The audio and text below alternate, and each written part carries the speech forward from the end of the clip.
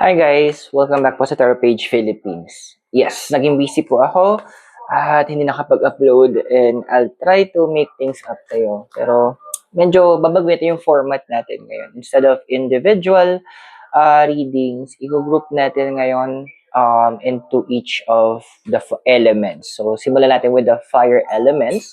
This is a weekly horoscope para po sa may mga Sun, Moon at Rising ng Aries, Leo, and Sagittarius for March 9 to 15. Kung bago po kayo, subscribe, like, and share. Kung hindi mo alam yung Sun, Moon at Rising sign mo, sa dulo po ng video, may link tayo para dito. Readings are for guidance purposes. Use your free will wisely. Kung gusto nyo pong suporta na mapalago natin channel natin para makontinue natin ang mga readings, click the join button sa baba or the thanks button for one-time support. So, private readings nga pala and spell works, message lang ako.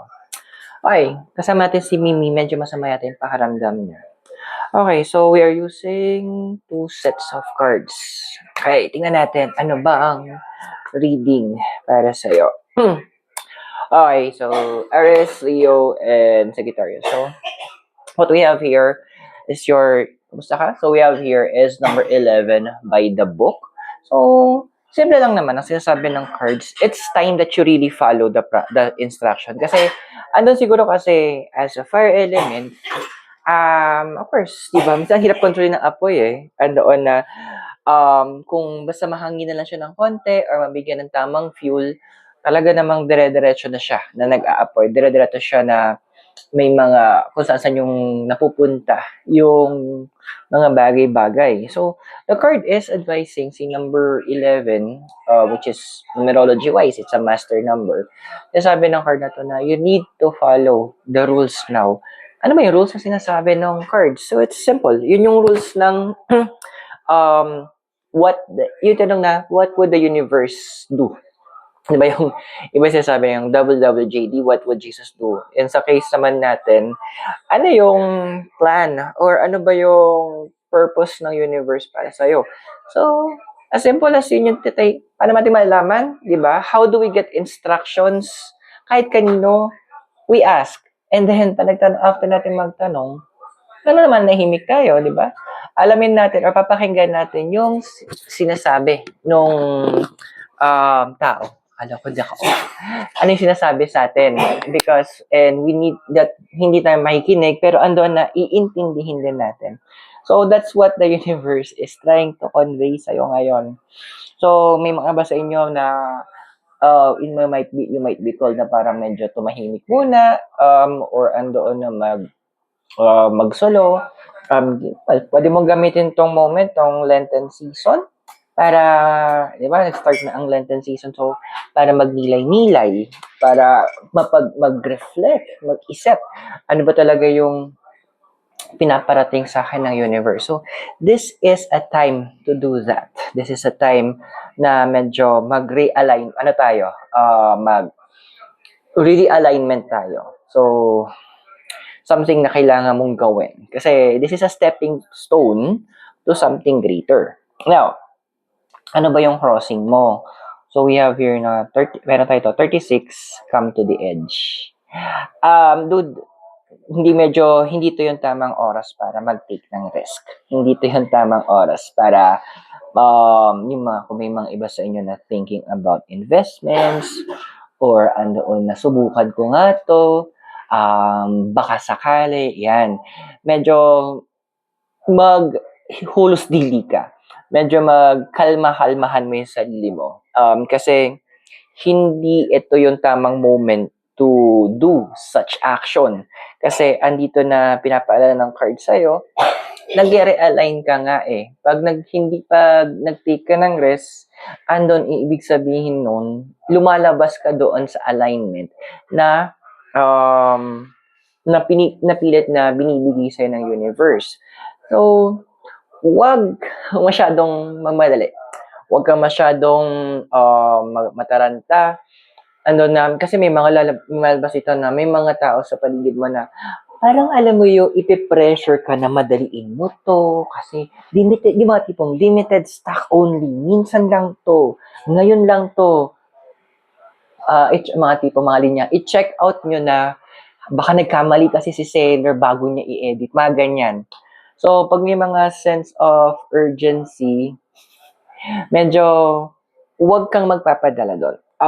Andoon na, ihayaan mo, parang, ano lang, kalma lang tayo. Kasi, kalma ka din, Cinnamon. Kalma lang tayo. Kasi andoon na kapag hinayaan mo na madala ka ng emosyon mo, most of the time kasi yung mga wrong decisions mo, doon ang gagaling eh. Kasi sinubukan mo, nagbakasakali, yan na. So, babalik na tayo, ikot na naman tayo sa part na yon. So, to avoid na medyo ma-victimize ka ng sarili mong emotions at madala ka sa mga sinasabi ng ibang tao, keep your peace. Ando na, gawin mo yung ginagawa mo before. Kung kailan mo mag-walk out, do walk out. Kung wag din mahiyang magtanong, sabi nga. Kasi, andun yung point na minsan kasi sobrang ganda yung pinapresent, nalilimutan na natin magtanong.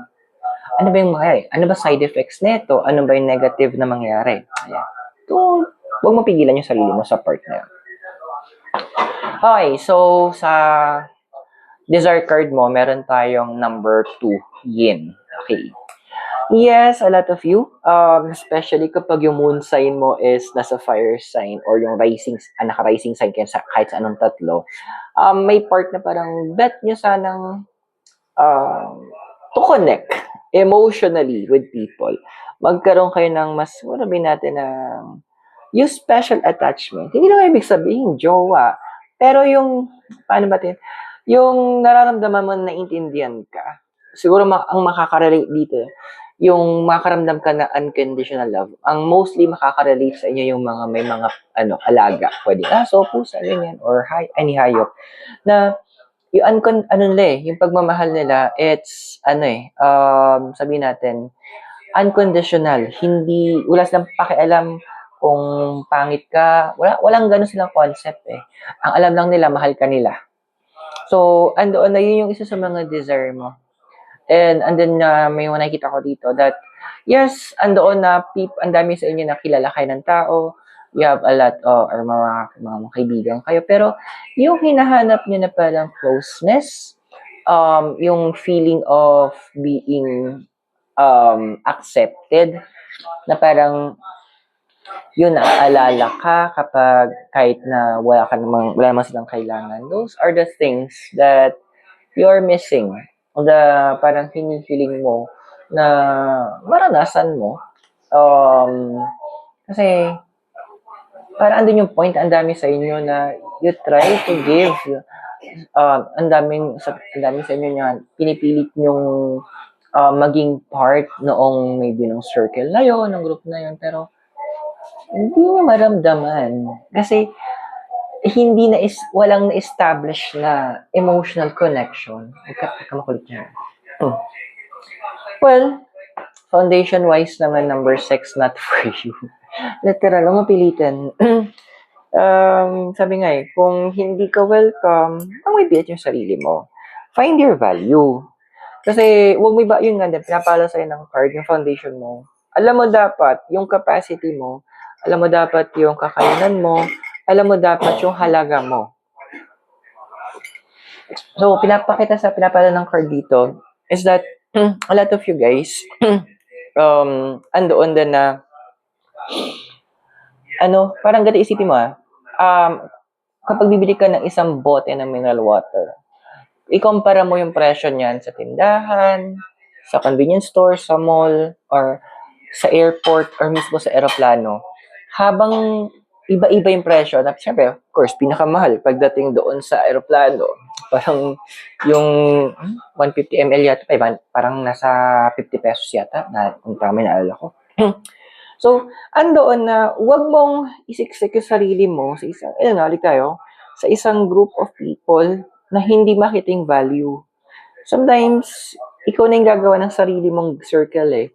It's better na ikaw mismo yung mag-create ng sarili mong environment. Kaya there's a German saying na, nakakatawa yun eh. Huwag mong habulin yung mga butterflies, sabi. Magtanim ka ng garden mo. Para hayaan mo dumating yung mga butterflies. Ngayon, kung di sila dumating, at least meron ka magandang garden.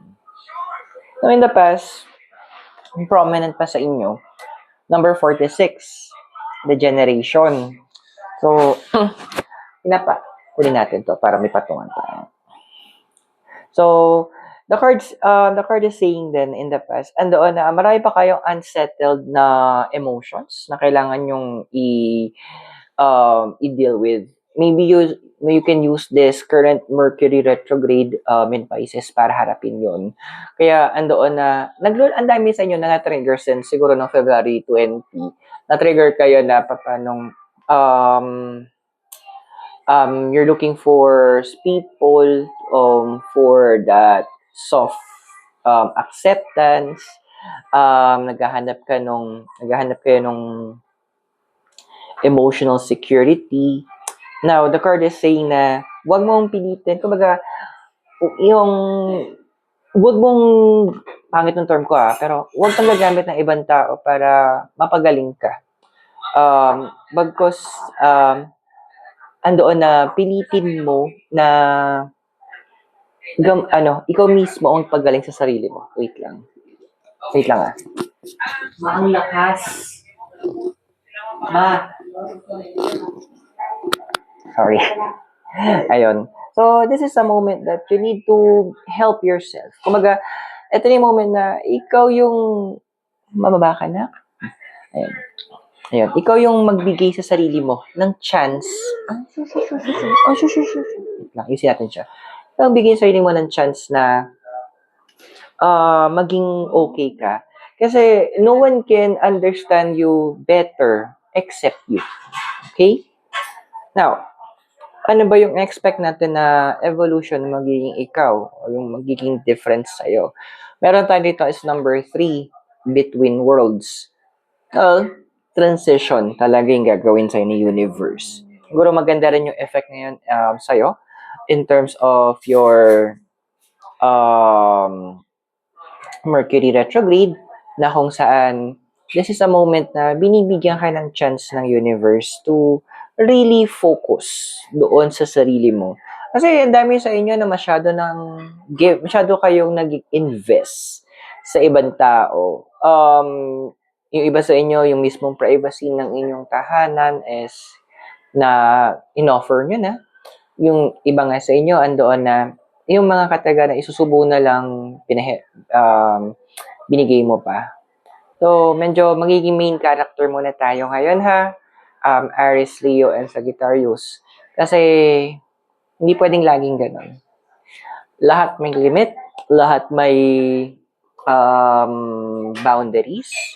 Kasi, siguro gusto ipalala sa'yo ng card mo din, between worlds, meron kang responsibilidad para sa sarili mo din. Wala masamang tumulong, pero may limitasyon itong mga bagay na ito.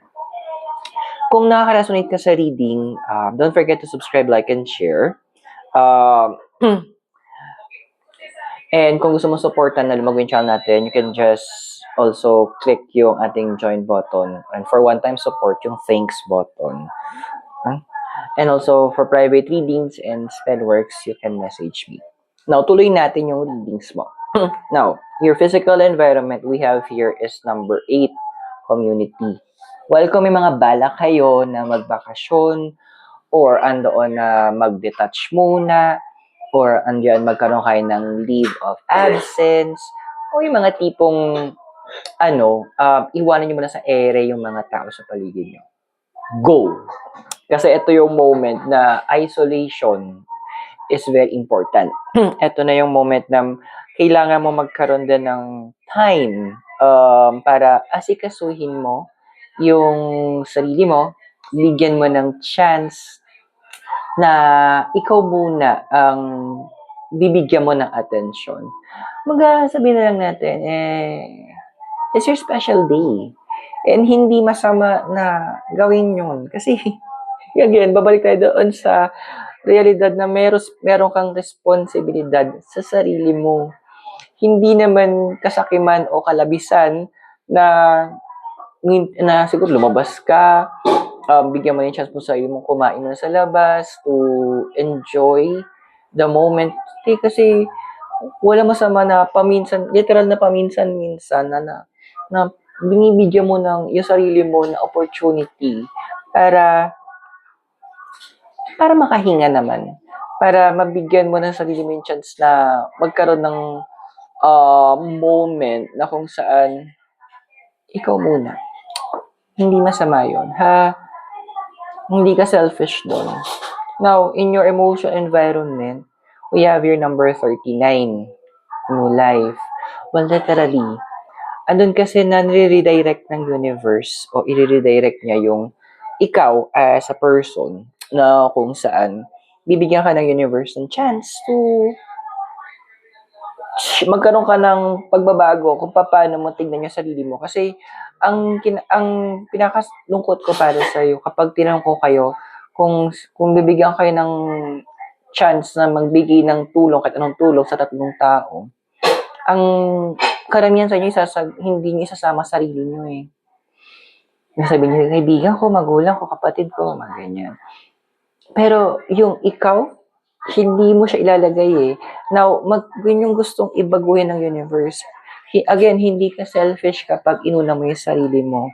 Kasi, ganito, ang hirap as isang doktor, ang hirap sila magpagaling kung sila mismo may sakit, di ba? Baka imbes na makatulong sila, lalo sila makasama yun kasi may sakit sila. Hindi sila 100% capable. O baka malala. Mangyayari din, lumala pa yung sakit nila, may ipasa pa nila. The same thing with you. Okay? Focusing on yourself is your main priority right now.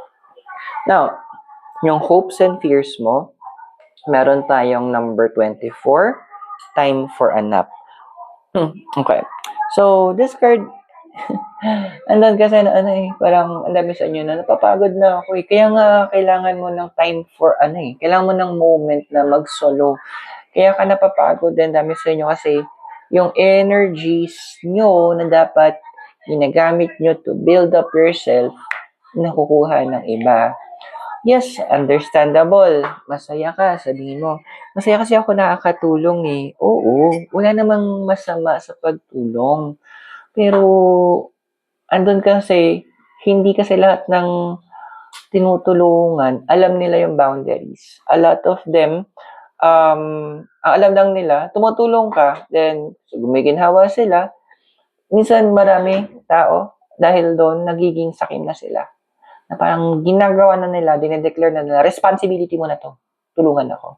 Yun yung pinipilit na tanggalin sa'yo ng universe by placing the right boundaries.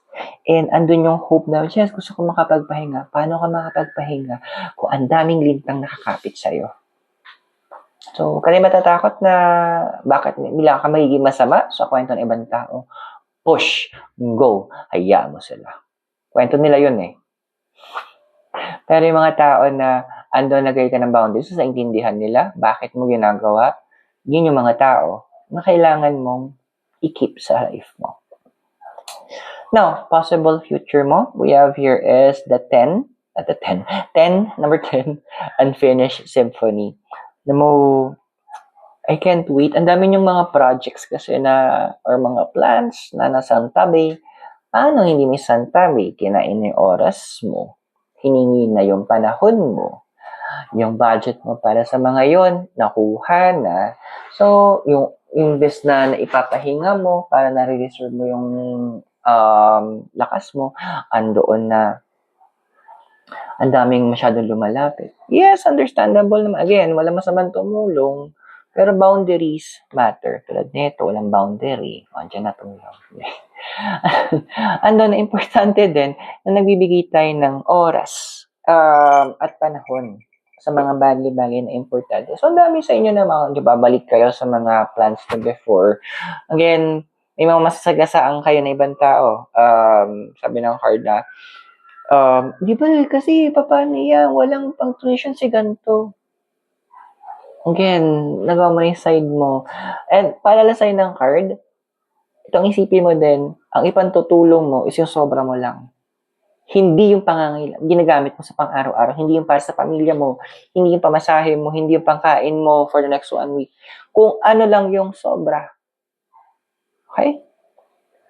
Now, sino bang deity? Tingnan natin. Nang ngayon, nag-influence. So, we have Eros, number 19, sabi dito, desire playfulness and a wish to connect, and si Mercury, number 3, travel communication and a wish to adapt. So, this two is actually adding para din na literal. Eros kasi this is about sensual love eh. Alam mo yung walang masama na pangit pa yung term ko na 'di ba may mga iba na they do pleasure sa sarili nila. Wala kitang masama doon kasi may responsibility ka sa sarili mo. Pero andoon din sabi din ni Mercury, medyo matuto ka ding magsalita. Ha? Kung kailangan mo sapalpalin yung mga tao sa paligid mo, at sabihin sa kanila, hindi, bawal, next time, huwag ngayon, gawin mo. Kasi masyado silang, alam mo yung, ang napipikon ako sa ugali nila, masyado nilang ine-enforce na, hindi, ginawa mo to dati, dapat pagpatuloy mo. Ay, okay lang sila. Parang, alam mo kung pwede ko sila makausap, gusto kong tanungin, ano yung na-hit-hit nyo para maging makapal yung mukha nung ganyan? Kasi parang bet ko din eh. Para maging makapal yung mukha ko din. Sa ganyang paraan. Place your boundaries. And again, taking care of yourself, it's not a crime. So I hope nakatulong yung readings. Those are for guidance purposes. Use your free will wisely. Don't forget to subscribe, like, and share. And if you, kung kailangan nyo po ng private readings or spell works, you can message me directly. So guys, Aries, Leo, and Sagittarius are fire signs. Maraming salamat sa inyo. God bless, Namaste, Hare Krishna, and blessed be, and hope to see you soon po. Mula po sa Baguio City, have a great day. Goodbye for now.